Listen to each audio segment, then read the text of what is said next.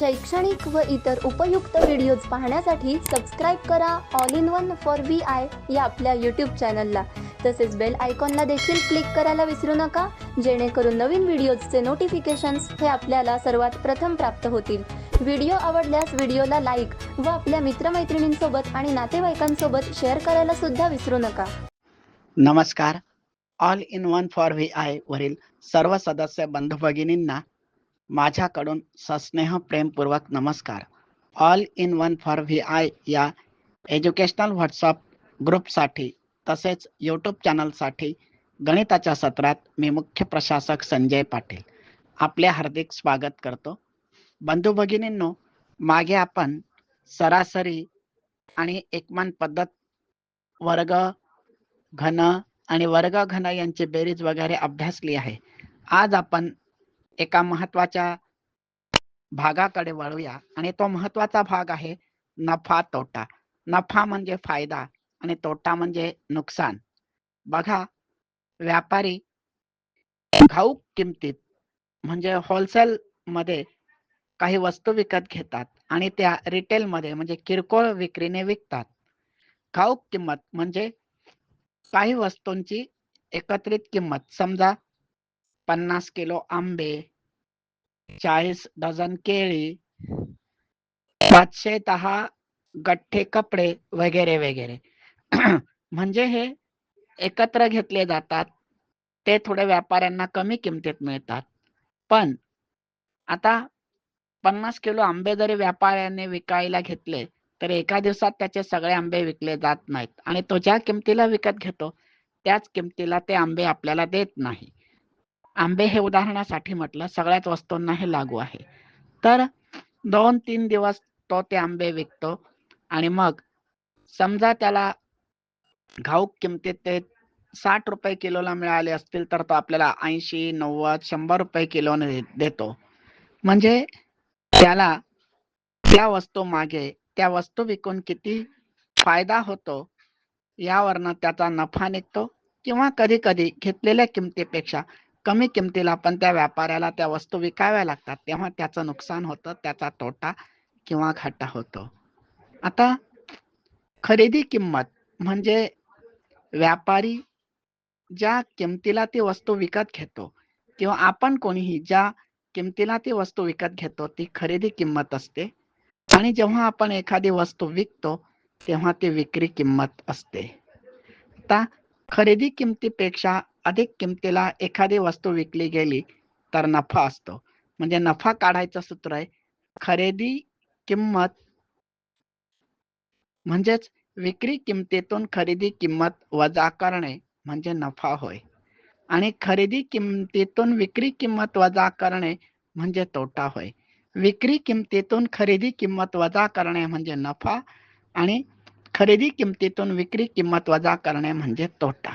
आता आपण असे गृहीत धरूया की एका व्यापाऱ्याने 2500 रुपये याप्रमाणे 50 किलो आंबे विकत घेतलेत.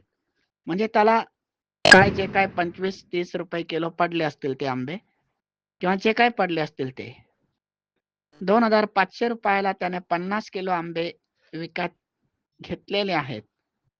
तर ते आंबे त्याने 5000 रुपयाला विकले.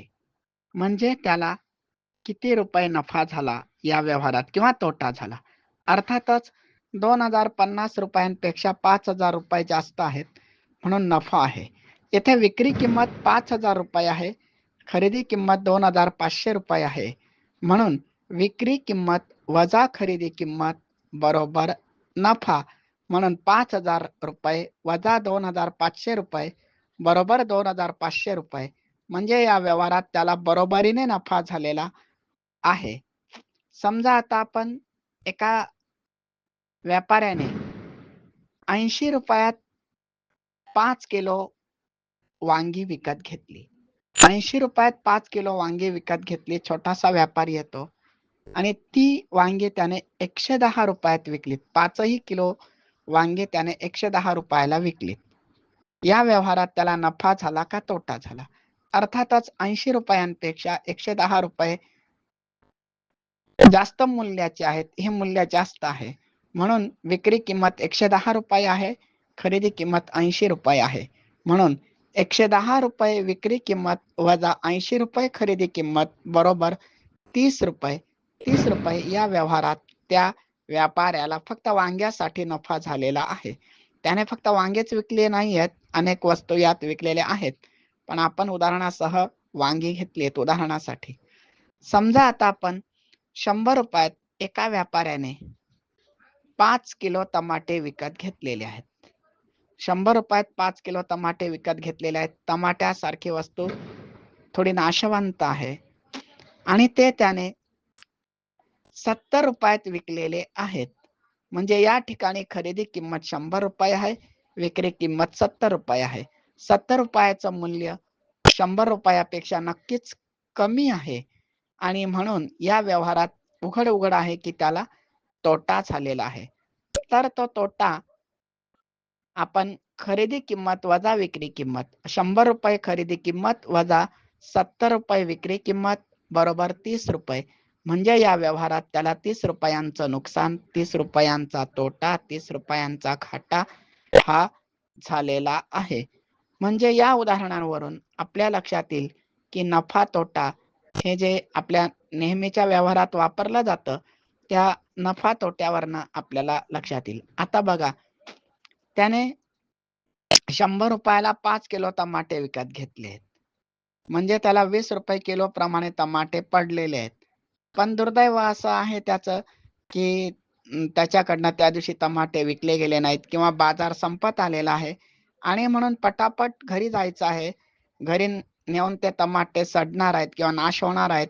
म्हणून त्याने 70 रुपयात 5 किलो विकलेत. म्हणजे 14 रुपयाला 1 किलो टमाटे त्याने विकलेले आहेत. म्हणजे एका किलो मागे त्याला 6 रुपयाचा तोटा झालेला आहे. 70 रुपये म्हणजे एका किलो मागे त्याला 6 रुपयाचा तोटा झालाय. 14 पंचे 70 आणि 20 पाचा 100. म्हणजेच 20 रुपये किलोने घेतलेले टमाटे त्याने 70 रुपये म्हणजे 14 रुपये किलो प्रमाणे विकले. म्हणून 20 वजा 14 बरोबर एका किलो मागे त्याला 6 रुपयांचा तोटा झालाय. वरचं वांग्यांचं उदाहरण बघूया. त्याला त्या व्यापाऱ्याने 80 रुपयात 5 किलो वांगे घेतली आहेत. म्हणजे 1 किलो वांगे त्याला 16 रुपयाला पडलेली आहेत. पण तीच वांगी त्याने 5 किलो वांगी 110 रुपयाला विकलेली आहेत. म्हणून 110 रुपयाला 5 किलो, तर एका किलोला 21 रुपये. 21 पाचा 110. आपल्याला हा भागाकार आणि गुणाकाराचा भाग पटकन लक्षात आला पाहिजे. म्हणजे एका किलो मागे त्याला 21 रुपये मिळालेले आहेत. 21 रुपये म्हणजेच एका किलो मागे त्याला 5 रुपये हा नफा झालेला आहे. 5 एका किलो मागे त्याला 5 रुपये नफा हा झालेला आहे. 110 रुपये सॉरी 110 रुपये त्याला एका किलो मागे 22 पाचा 110, 21 पाचा 105, 22 पाचा 110, एक्स्ट्रीमली सॉरी 22 पाचा 110. म्हणजेच 1 किलो वांगे त्याने 22 रुपयाला विकलेली आहेत. 16 रुपये किलो प्रमाणे घेतलेली वांगी त्याने 22 रुपये किलो प्रमाणे 5 किलो वांगी विकलेली आहेत. 22 वजा 16, 22 रुपये वजा 16 रुपये बरोबर 6 रुपये. म्हणजे या पण व्यवहारात त्या व्यापाऱ्याला 6 रुपये नफा झालाय. वांग्याच्या व्यापारात त्याला 6 रुपये नफा झालाय, तर टमाट्याच्या व्यापारात त्याला 6 रुपये तोटा हा झालेला आहे. आता ते आंब्यांचं उदाहरण जर आपण बघितलं तर 2500 रुपयाला 50 किलो आंबे त्याने घेतलेले आहेत. तर 1 किलो आंबे त्याला किती रुपयाला पडणार? 2500 भागिले 50. 250 घेतले. 50 पाचा 250.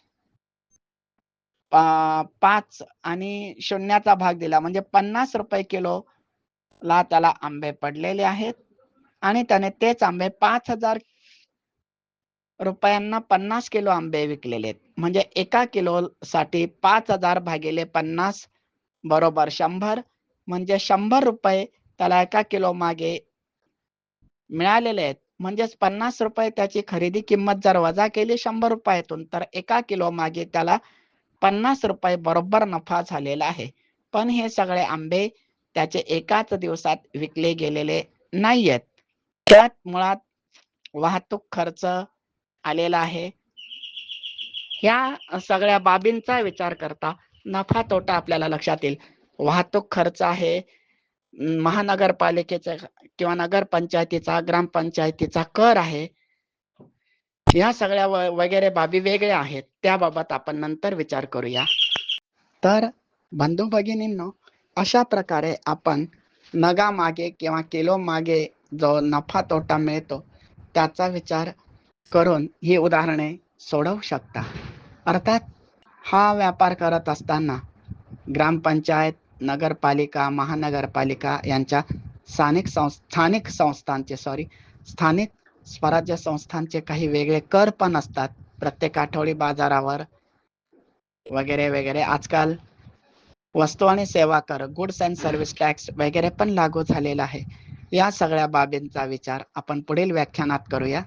माझं हे व्याख्यान आपणास आवडलं असल्यास आपण या YouTube चॅनलला लाईक, शेअर आणि सबस्क्राईब जरूर करावे. याबरोबरच इथे थांबतो. धन्यवाद. शुभ दिन, शुभ आयुष्य.